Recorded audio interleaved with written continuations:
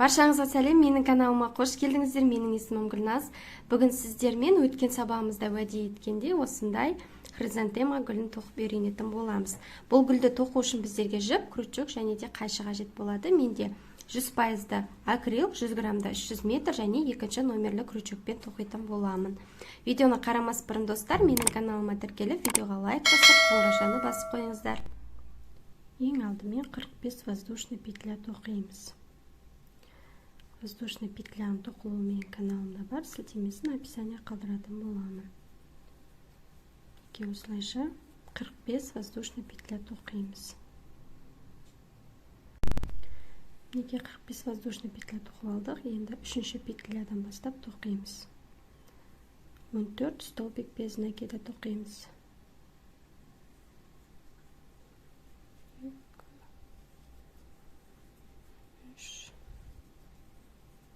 4, 5, 6, 7,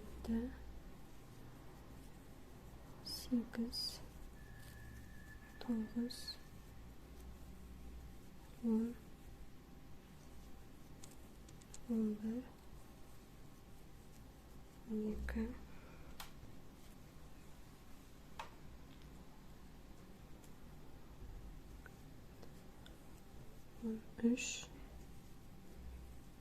13, 14 столбик без накида. Енді 14 столбик, полустолбик тоқимыз. 2, 3, 4, 5, 6, 7, 8,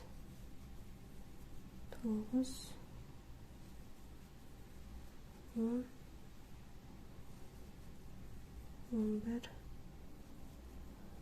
11, 12, 13, 14 полустолбик накидым. Енді онан кейін қатардың соңына дейін столбик накидым тоқитын боламыз.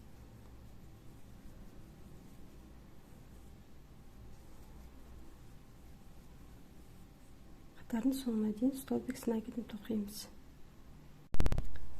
Неке топ шықтық, енді келесі қатар тоқимыз. Ол үшін өзімізге қаратып айналдырып аламыз да 3 воздушный петля тоқимыз. Осы петляға тағы да столбик накидым тоқимыз. Келесі петляға столбик накидым, осы петляға тағы да столбик накидым. Яғни бұл қатарда әрбір петляға 2 столбик накидымнан тоқитын боламыз. Әрбір петляға 2 столбик накидымнан қатардың соңына дейін тоқып шығамыз. Өзіміз тоқып шығайық. Неке қатар тоқып алдық. Енді келесі соңғы қатар тоқимыз. Өзімізге қаратып айналдырып аламыз. 15 воздушный петля тоқимыз. 3, 4, 5, 6, 7, 8, 9, 10, 11, 12, 13, 14, 15. 15 воздушный петля. Осы петляға столбик без накида тоқимыз. Тағы да 15 воздушный петля тоқимыз. 3, 4, 5, 6, 7, 8, 9, 10, 11, 12, 13, 14, 15. 15 воздушный петля. Келесі петляға столбик без накида тоқимыз. Тағы да 15 воздушный петля тоқимыз. 4, 5, 6, 7, 8, 9, 10, 11, 12, 13, 14, 15. 15 воздушный петля. Келесі петляға столбик без накида тоқимыз. Неке осылайша тоқып шығамыз. Қатардың соңына дейін. Өзіміз тоқып шығайық. Некемен барлығын тоқып алдым. Енді гүлімізді жинаймыз. Яғни осылайша етіп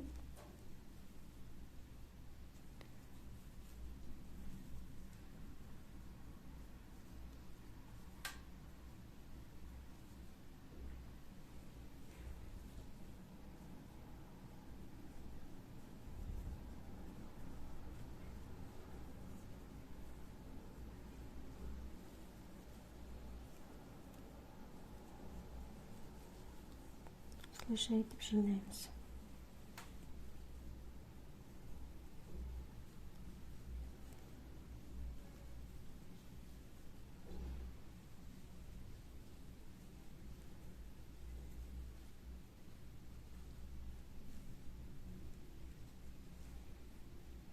Осылайша етіп жинаймыз да, мынаны кәдімгі ине жіппен немесе моно жіппен тігіп шығамыз. Тігіп шығамыз да, ортасына осындай бусинканы қадап қоямын. Неке мен барлығын тігіп алдым. Және осындай моншақты тігіп қойдым. Сонымен біздің гүліміз дайын.